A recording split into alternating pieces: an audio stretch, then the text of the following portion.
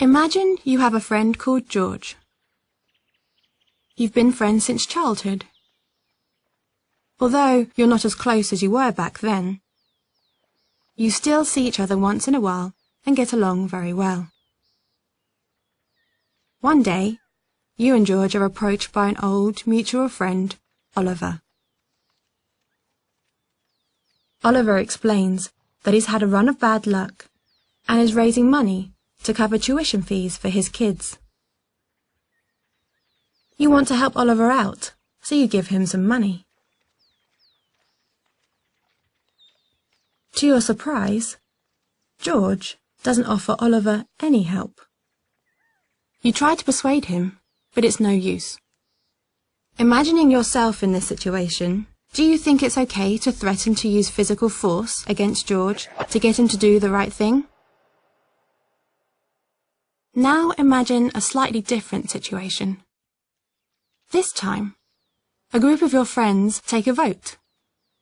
6 out of 10 are in favour of threatening George to get him to help Oliver. Does this democratic process make it okay to threaten George? One last change to the situation.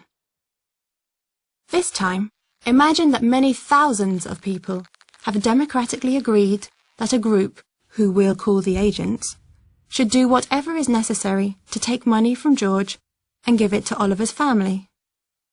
The agents don't explicitly threaten George at first. All they do is send him a bill.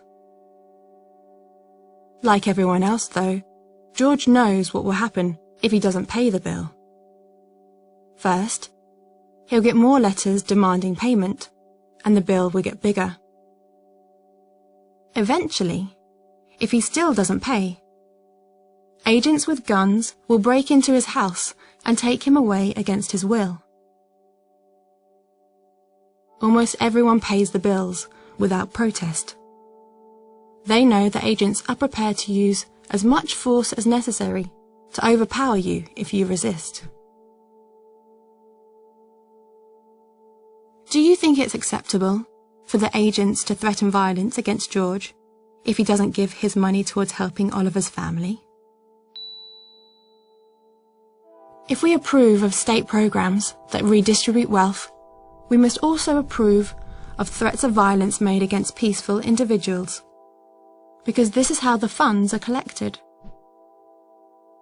On the other hand, most of us feel uncomfortable about threatening peaceful people when we imagine having to make the threats ourselves. If we feel negatively towards the idea of threatening George personally, can we really be comfortable with the threats made against him by agents of the state? Some people believe that voluntary interaction and spontaneous order are realistic and preferable alternatives to state coercion as a way of organizing society. Do a web search for some of these terms if you're interested in learning more.